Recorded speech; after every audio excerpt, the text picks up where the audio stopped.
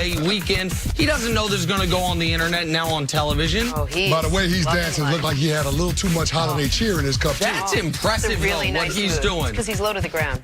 No, there's nothing to do with it. Yeah. He's low to the ground? No, Yeah. it's because what's impressive is his head's not moving and his Body shoulders control are. is what's... Total body control. This guy is just... That's opposite ends of the spectrum. Those are polar opposites, no question. Time for some stories to start your morning. The biggest one from Week 17 would have to be the upset heard around the league. Dolphins beat the Patriots in Foxborough yesterday, denying the Pats their much-coveted bye. With that loss and the Chiefs win, the Patriots slip to the 3 seed. They will host the Titans on Saturday night. Nick, any chance New England can still win a Super Bowl? No.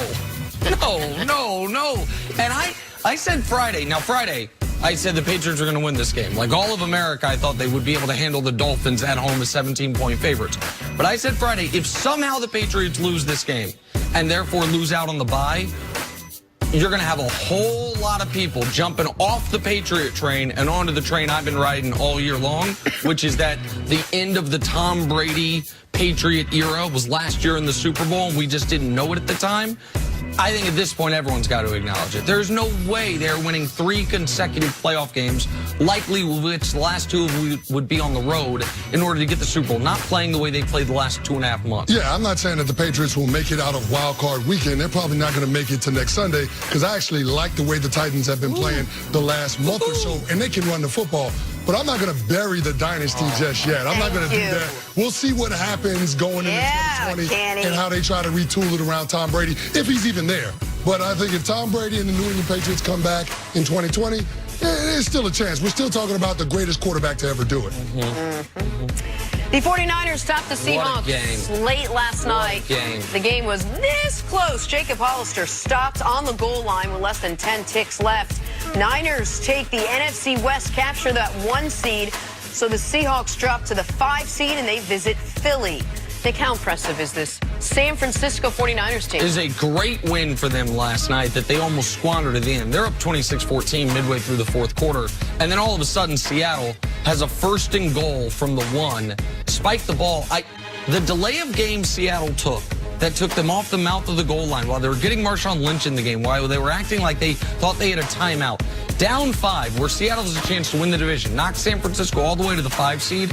It's one of the most consequential penalties I've ever seen in a team seemingly intentionally take. Like, Russell Wilson's still in the huddle when that delay of game happens, but San Francisco deserves all the credit in the world. They avenged one of their few losses of the season. Home field now goes through their building.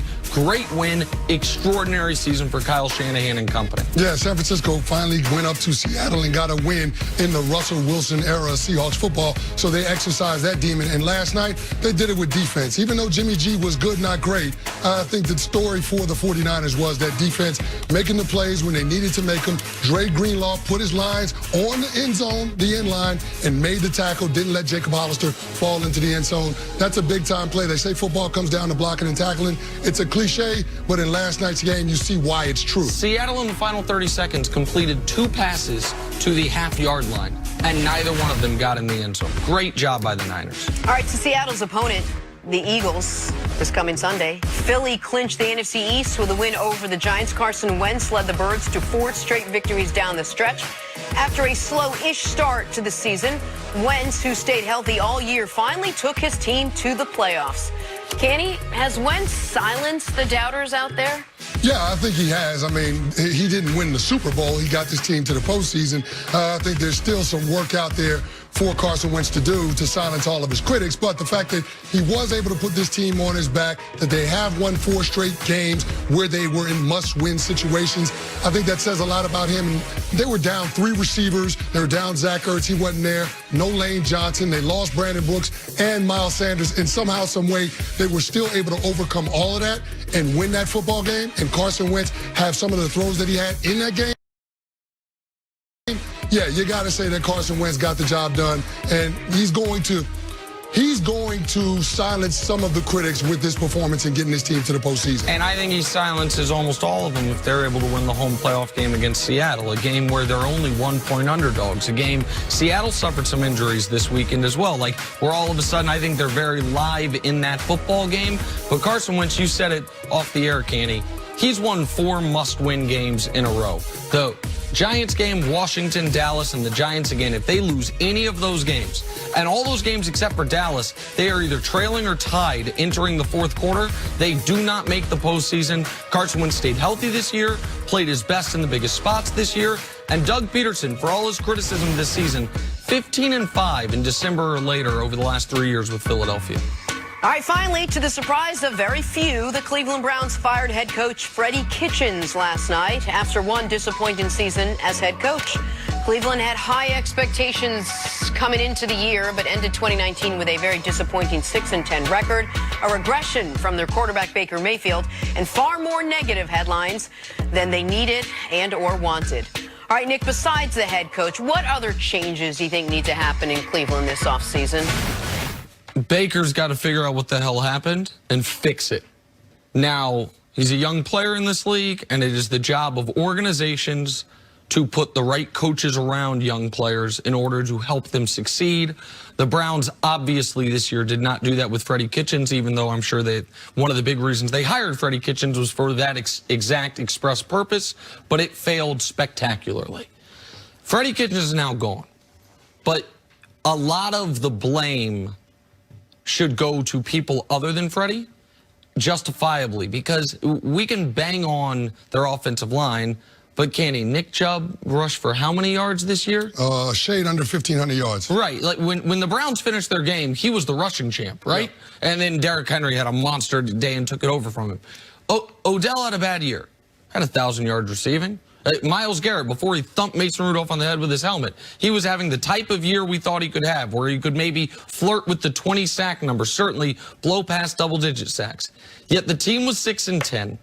They found a way any moment you had a little bit of hope for them to fall flat on their face, and they could not. Jenna, you were very curious about how they would deal with two things: a month of great success and a month of great failure. They couldn't get out of week 1 without tripping over their own headlines and their own news clippings. And so Freddie's now gone, which means the scapegoat's gone. The question for Baker Mayfield is, what way is your NFL career going to go? I still believe in him. I still think he can be a high-level NFL quarterback. But this year gets to be a mulligan for him, and they can blame Freddie. If he's terrible next season, then guess what? Cleveland, once again, for the 14th time since they've come back to Cleveland, is looking for a quarterback in the draft again, whether they want to admit it or not. He didn't have a bad year this year. He had a horrifying year this year. And so that is what needs to change for Cleveland. Their #1 overall pick, Heisman Trophy winning quarterback, needs to get back to looking anything close to that. Yeah, if Baker doesn't have a bounce back year in 2020, not only will they be looking for another quarterback, they're going to be looking for another general manager too. Because this all starts with John Dorsey's decision to hire Freddie Kitchens in the first place, a job that he wasn't qualified for. Going into the 2018 year, Freddie Kitchens was the running backs coach, and when they fired Hugh Jackson, they elevated him to offensive coordinator, and Greg Williams was the interim head coach. And they said since Baker had so much success in the second half of his rookie year, they were going to have Freddie Kitchens be the head coach because they were afraid that another team would hire him because they thought he did such a great job as the offensive coordinator. But the reality is Freddie Kitchens was put in a no-win situation by John Dorsey. Now, you can say it's because John Dorsey learned his lesson in Kansas City when they hired Andy Reid, and Andy Reid became the most important figure in that organization. They were going to decide to move on from John Dorsey. He didn't make that same mistake in Cleveland. But you also didn't give yourself a chance with the hire that you made as the head coach because the personalities on that team were too much for Freddie Kitchens to handle. He couldn't effectively set the agenda for the team, and that's where it starts. If you're going to have a young team, try to find a way to make a playoff push. I said early on when they were making this coaching, searching the far and wide and all of it, I said Mike McCarthy was great. They brought him in and then they let him go, and maybe it was that reason. Maybe Dorsey had flashbacks of what happened in Kansas City. But they need someone to be able able to corral the troops, if you will, a main voice that's not going to be friends with the players, but it's going to sort of have that discipline that they lacked on and off the field. What type of coach do you think they would use and need in Cleveland? I feel very similarly to the Browns coaching search as I do the Cowboys coaching search, in that I do not want to take a risk. I want someone who has been an NFL head coach, because what you can't have is Baker Mayfield have to go through 4 head coaches in his first 4 years in the NFL. So Mike McCarthy, even though they passed on the first time around, that's an interesting name. The same guy I mentioned for the Cowboys, Leslie Frazier. I think I don't think Josh McDaniels would go within 100 miles of Cleveland, but someone with some coaching experience in the NFL that you know is not going to be a disaster.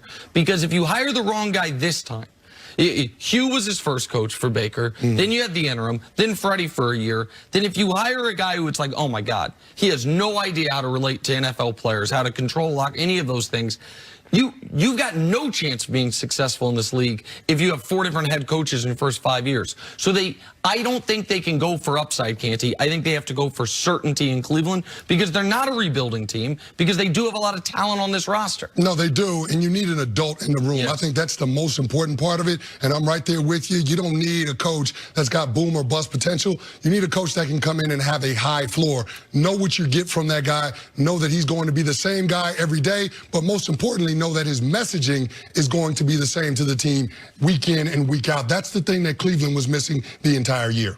All right, let's get back to the Dallas Cowboys now. Despite missing the playoffs, Dak Prescott played a terrific game yesterday to close out the season.